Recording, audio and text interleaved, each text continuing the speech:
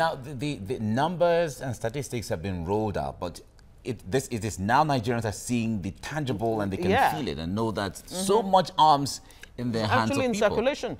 Well, Dr. Dana Kere is still very much in the studio with us, and we have now been joined by the Secretary General of the Coalition of Odua Self-Determination Group and the Public Affairs Analyst, Razak Olukoba. Good morning, gentlemen. Good morning. Nice to see you. Yes.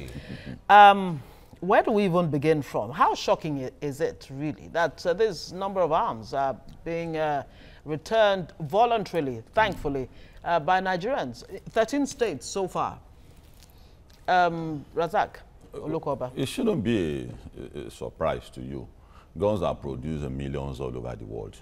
And directly or indirectly, people must find market for it. So if you look at who is responsible internally, you must also look at who is also responsible for illegal arms globally and internationally. So to apportion blame, smugglers will be held responsible. Illegal arms dealers who see it as racket all over the world must also be held responsible. The agencies that are responsible for bringing it into the country must also be held responsible. Then the country itself must determine what they want about the way they want to run their society. There are countries in the world who don't have a standing army, who don't even have airports. Countries like Switzerland? Costa Rica do not have a standing army. Haiti does not have a standing army. So you have to determine what you want as a nation. In America, they said, the Republicans said that, yes, America is the safest country in the world, one of the strongest. But if someone brings gun to my house, I want casualty on both sides. So there must be guns in the hand of individual too. The Democrats said, no, that's not a good argument. The legitimate access to gun is not a guarantee that you are safe. So the argument is on. And if you look at it, both have a good argument. And the manager society, once there are excesses, they come out to talk about it. Should we ban gun completely? Should we not do that? Which quickly comes to mind. The attitude of our police also comes to mind. Our police must also be able to advise the government appropriately that should we empower civilians legitimately to have access to guns? What's the advantage? What's the disadvantage? Yeah. Because if you look at the argument of the Republican, there's a way you come to my house if you have gun. But these days, armed robbers come to your house with AK-47 unlicensed gun. Because they know you're not armed. Because they know you are not armed. And if you say you want to possess one illegally, the police will come after you. I look at what police is doing in the recent time, that people who have guns should come and submit with the intention of seizing it. That's not policing. How can you disarm people? I have not seen that kind of policy work anywhere in the world. So you think it could be counterproductive? It's counterproductive because there's nowhere in the world where you say people should not have a measure of security for themselves. Even if it's going to approve the gun, if it is even pocket knife, the government must say that you must have something. Why there's a crime in the country, it's not my fault. The day I'm beginning to look at this is when Lightner was killed. But in this case, we're talking about illegal possession of firearms. It comes to that. Not it comes licensed to that. arms. Yeah, it comes to that. Dr. Dana Kere. Yeah, thank you. I think that, yeah, it's a very interesting scenario we are witnessing. But interestingly, I listened to I think that should be the CP also, saying that it has reduced kidnapping and what have you with crime. I don't know how long it has been on, such that he is able to make such an assertion that kidnapping has reduced, robbery has reduced, and all of that.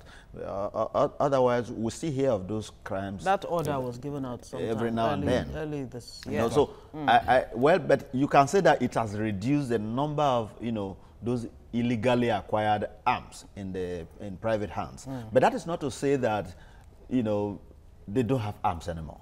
These ones are just the tip of the iceberg. There is violence everywhere in the country. You find it community clashes and all the rest. Then these, criminal gangs and all the other, groups. And the only thing they use is these arms we are talking about. That is their strength.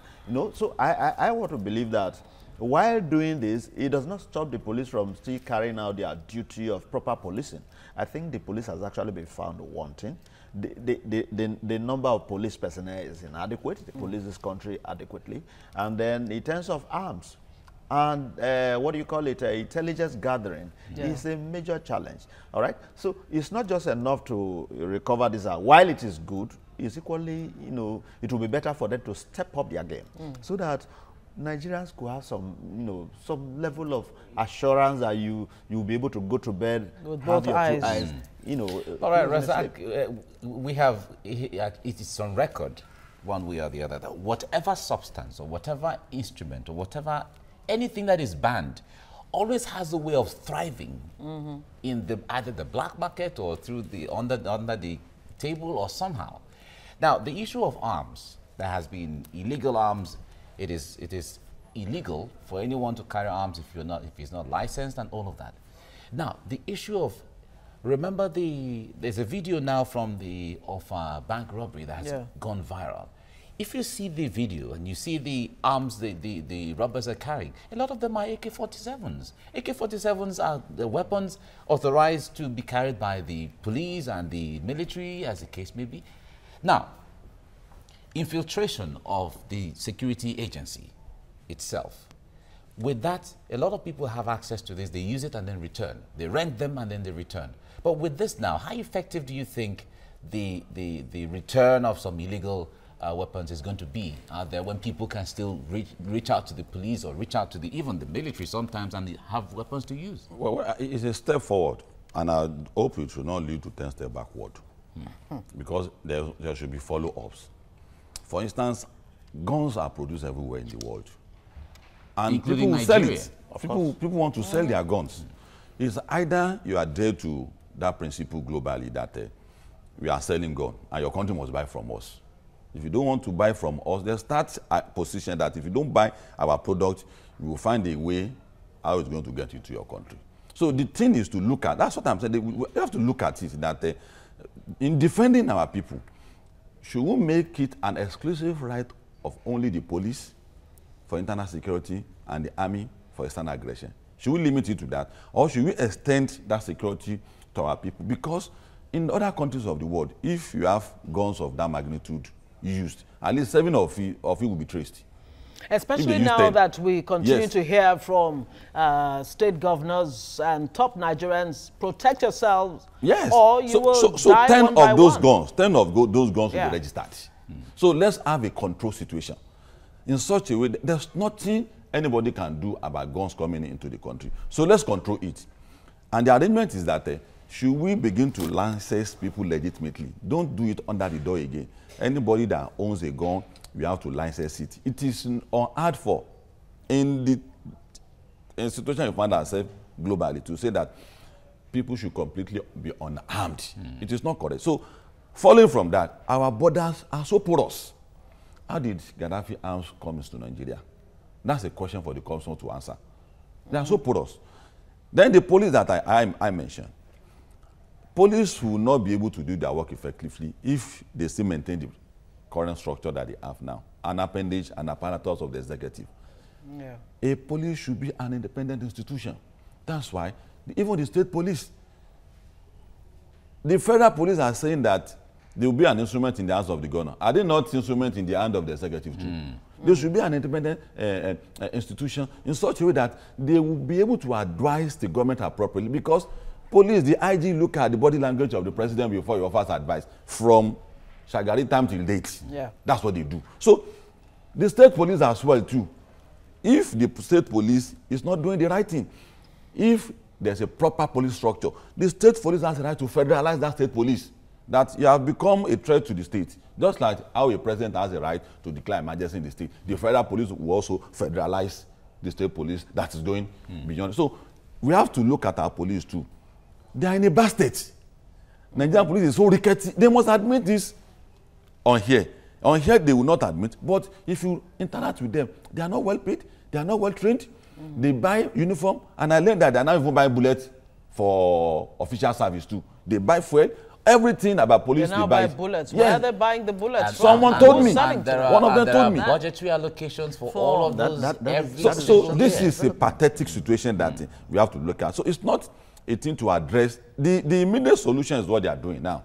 That's the immediate. But the overall solution, which Nigerians has flair for running away from, structure Nigeria. No, let's see what we can do now. So, Exactly. so there has to be a deliberate strategy. Yeah. Strategy. Strategy. Yes, that's going handle to this issue. leave this administration. All right. The question Yeah. I'm tempted to ask is, what next after this voluntary return of the so-called illegal weapons in the hands of Nigerians? But and then again, Go when home and you sin even no look more. at the original motive behind this call for a surrender of illegal arms, it looks like the 2019 general elections was what the IG of police had in mind. Had in mind.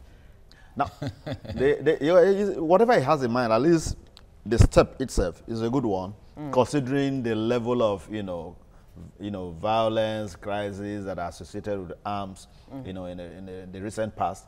But again, they've done this before. This is not the first time. Don't forget the Niger Delta militants equally surrendered arms. But Under the amnesty program. yes, but where are the arms that were surrendered? This one, what is the guarantee that they will not find themselves Back into the circulation. hands of these same persons? Yeah. Now, at least we've equally heard how some of the security personnel, try to use them to do business with these, bandits. So how much of that has been dealt with? All right? Because you need to understand that those who are in charge, arm itself is like power. In fact, it is power. It is power. And when you have it, there is a way it will move you. Except you've been able to deal with, yourself to the point that you now have control over it. There are some persons can who intoxicate yes, someone. it does. All right? So that is the challenge I have with everybody carrying arms. But I feel strongly, too, that there would have been need for that. Considering the fact that the only reason why we, surrender to an armed robber is the fear of what is carrying. The firepower. Yes, if I have the same kind of power. If He won't even there's a come balance to of your force. house. Are you Exactly. getting it? If there's a balance of why, force. why should I surrender what is mine to somebody who does not know how I acquired it? Just because he's carrying something. So that is the challenge, really. Now that you are recovering this in from the people, what guarantee of security are you giving? To the populace. Yes, because that's part of it. So I think that, well, it's a good idea, but it should go beyond this. Okay. It should go beyond just mopping up The bigger this, picture, long yes, term. Yes. Now, Razak, the issue of arms production. Let's even leave the big companies and all of those across the world. Let's come home. Go to the villages. There are blacksmiths, goldsmiths who fabricate and make local guns. Yes. How dangerous are all those ones as well? Because sometimes when you arrest armed robbers, you see a cut to size shotgun. There are some of these locally made guns as well. And See, they are that's the truth the government is running away from. And that's the area where I think the police should also come in, that there are illegal refineries. But the government is saying that let us legalize this. Let's bring them on board. If you don't bring them on board, that's what they learn to do. The expertise is there. So let's give them license to be able to do a cottage industry. Even refinery. train them to train refine- them. refine their Send them to guns better. technical school. That's what Polytechnic are for. I went to Polytechnic. I don't know what is technical about public administration. That's where we get it wrong.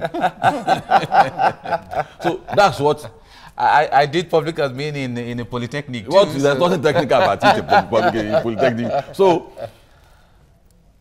train them and empower them, give them licenses to do so. If you don't do that, they will continue to look for their daily bread in the hands of them, and they won't go to those blacksmiths as criminals. They will give the impression that, and some even don't care what to use the gun for. They could even claim that they are hunters. Yeah, you so know, or even security some guards blacksmiths and don't what have even you. care what to use it for. Provided you pay me. Why should he bother? Why should he bother? It's That's his survival. job. So these are the areas police are consultant on this matter. But because they look at the body language of who is in power, do they want to listen to this? What bothers them is the election now. What bothers them is this. So don't let me bring this one in. There must be a strong position from the police that all those loopholes must be taken care of. Let's look at it. Should we ban them? Should we bring them on board? Should we introduce them to the police force? Why do America have a private security company to fight their wars across the country? It's improvising. So we have to improvise. But beyond that, it was not the absence of gun in the hands of police why the armed robbers kept increasing. The economic situation in the country, again, is also one of the things that we have to quickly look at. The government is doing well in terms of addressing the economic needs. But there's also a way to do it, particularly to engage the youth. The normal exorbitance of the youth, you have to put it to use. In the north, they have admitted that a long abstinence from education, paying attention to education, is part of the reason why Boko Haram have already made army in the north. In the southeast, they must have also addressed the excesses of their youth. In the southwest, so it must become a national program. If you don't take the energy in youth away, if you don't redirect it away from, because these are people, the youth. If so you talk fighting insecurity may not necessarily be the way Yes. that government is going about it now. Yes. Even though commendable, go out there, take out the mop up the illegal. You have to find a way mop up of the illegal arms and what have you. Because but then again, we've heard. Let me bring this to okay. Dan Kere, Dr. Dan Kere. Police says it will investigate some of these arms to ensure that they were not used in crimes or criminal activities in the past. And I'm wondering how exactly are they going to be able to determine that? Assume they are able to determine. Yeah, and would if that, they would do, that, would that change the what situation then? of the crime Yes. that is going on? But you see, one is that we need to look at the security challenge holistically. One thing is to investigate the source of the arms. Another one to investigate whether they've been used for some criminal activities in the past. But we do know that acquiring these things has a purpose. And the purpose is usually what we are talking about. Yeah. Now, but that is just one aspect of the security challenge. What exactly are they driving at? Those who carry arms, what do they really want? We've seen kidnapping, taking place. What is in the the essence papers of it? yesterday, we read about a herdsman in Edo State Yeah, who who claimed that confessed that made about 100 million Are you getting it? naira And from truly, that is from what they do, kidnapping. because those, cattle raiders on that, they use them to block vehicles, especially that Benin bypass.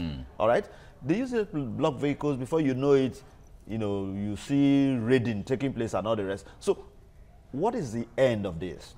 It is because there are economic challenges. Beyond even asking right. that particular question of Yes. what is the end game, would you like to hear from the IG how security is being beefed up at the borders? Because the UN has come out to say, look, about $35 million worth of arms are in circulation in the West Africa sub-region, and 70% of that is in Nigeria. That is if it is actually because only 70%. of the over 1,500 or so porous borders, The borders are so porous. unmanned borders. Very Is that where this particular war should start from? Man the borders, close them up. The borders are part and of then- it, but they be coming through the ports as well. We've seen, about 2,000 containers of or so, arms and all the rest. So they come through. They come from everywhere. From everywhere. And we don't even get to the end of those issues. We don't hear of who brought them in and how the person was treated eventually. We don't ever hear of that. We only see the display by the customs, how they were packaged into one thing or the other, that's all we hear. So that is another part of the challenge. If you see the videos of some of those arms that are recovered, some of them are direct replica of those ones customs were trying to display and all of that. They've just arrested. So that and before they will arrest about 2 or 3, 4 would have found their way into the system. So what happened to all those ones? And what are they bringing these arms for? Political reasons, economic reasons, and what have you?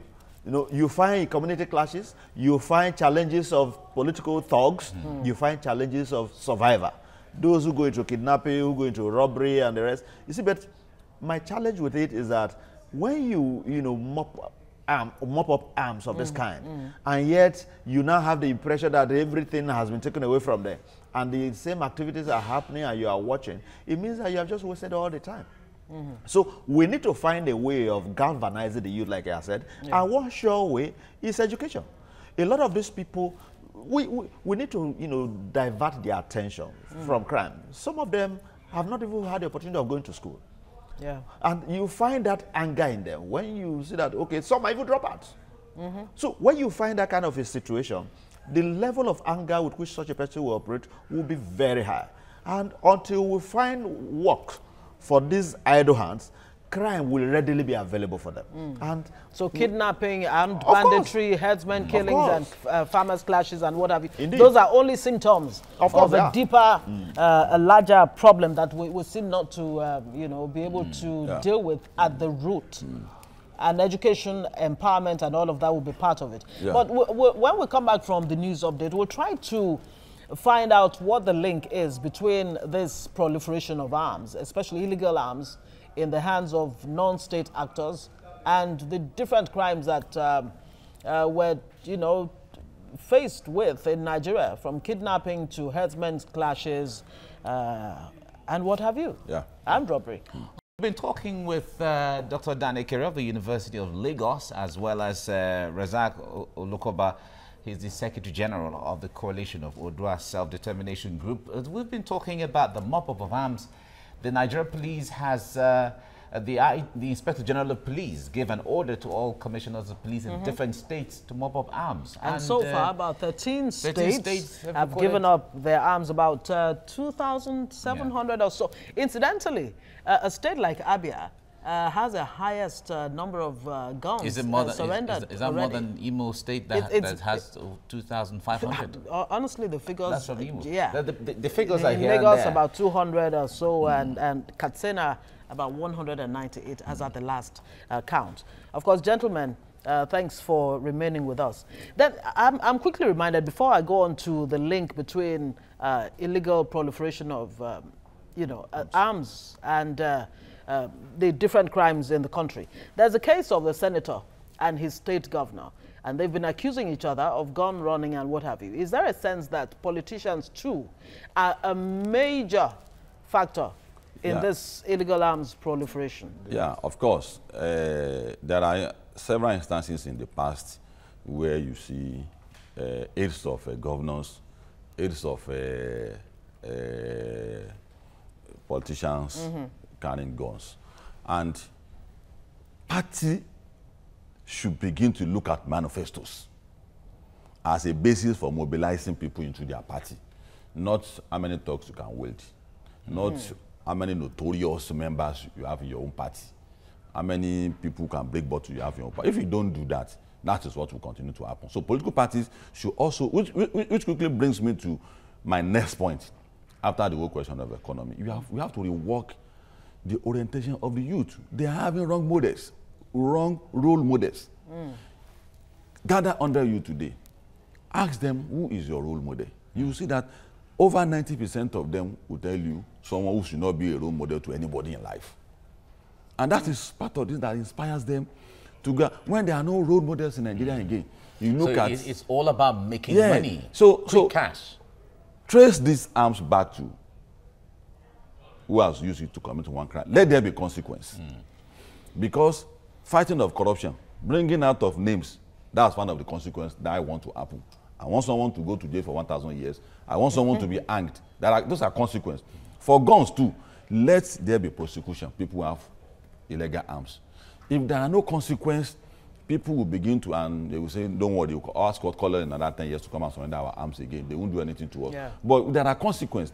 There are implications. There are prosecutions. I've been in government before, and someone has gone to me that I need this gun for protection. Because it's a state, it's about a state thing too. And the next morning, SSS came to my house that they want to search my house. They said I had a gun. There was a reformer. And someone yesterday was trying to sell pistol to me. I said, what do I need pistol? Are you a police officer? I don't know this man at all. He came from nowhere. The next morning, SSS came to my house to search my house. So how did you come about that? So wrong role models is part of the reason why youth engage in that. Before, if you break bottle on the street, many people will not pass that street for another 1 year. No, they break bottle there, don't pass there. Yeah. And this is the picture all over the country. But today it's not like that again. I live in you see any household in Nigeria today that does not have a court member. All right. In Nigeria. I don't have any in my family. Are you sure? You won't know. Very Are you complete. sure You you won't need know. to... But the point check is, again. it's not written on the face, so you wouldn't know. You won't know. Yeah. They might not directly be your son. It might not be your But son. Dr. Ekere, Yeah. you were talking about fixing the fundamentals. Yeah. When you mentioned education, enlightenment, and all of those. Now, if education is fixed and then there's job, there are employment, would it really still Of course, put an end to all of not this? put an end. No, you will always find check it. crime in every society, but it will reduce it drastically. So you'll be able to, curb the little that will be left. But how challenging would that be in Nigeria now that you found the papers today? We are 198 million and still counting, with the huge population of people growing in the country. How realistic is that in this country right now? It's just a question of the will to do it. We are not larger in terms of population than China. We are not larger than the US even. We are not larger than India. And yet they are moving. They are planning and things are working. So it's a question of planning and is the will to actually bring those plans to reality. So we need to work on that because that will be a bit costly to do, but it's about the most long-lasting and sustained system of reducing crime. Because when you engage these people, channel their positive energies to something positive, then the chances of going into crime will be reduced. It will be difficult. He had just told us somebody brought a gun to him sometime. But if he was a jobless man, there are higher possibilities that he would have embraced it. Or if he was a politician that wants to take out his political enemies. Beautiful. So the moment you engage people positively, the tendency to embrace crime will be reduced. No, until we do that, if we continue the way we are going, trying to do some form of, grandstanding and all the rest, you will continue to call for mop-up. You will always find guns. Always find guns. And don't forget that even these politicians who are talking about, yes, the Niger Delta militants then, some of them made those kind of allegations that they were actually armed by politicians. Now, politicians eventually were brought into office through the power of the gun. At the end of the day, they renege on the pledges they made with them. And they discard the boys who have been armed. Of course, they begin to describe them as criminals. And those boys decided, well, if that is the way you feel, then let's vent this anger on society to make life a bit more difficult for you to handle. So these are the kind of challenges we'll find. And the police and the civil calling for this mop-up cannot claim to be innocent of this challenge as well. Because sometimes it has, they've been arrested too in crimes. They know how to use these guns. They have access to these guns. Sometimes they bring them out for these criminals to use and all of that. At least several times, some of their members have been caught in the act. For colluding with them. We need to look at it very holistically. Economy is there, education is there, and then the question of, the attitude of even the security personnel is very critical. They need to be trained properly in order for them to know that they have a responsibility to the society. Thank you very much, Dr. Dane Kere, University of Lagos. Thank you for coming. And thank you so much. Thank you so much for coming on the program. Thank you, gentlemen.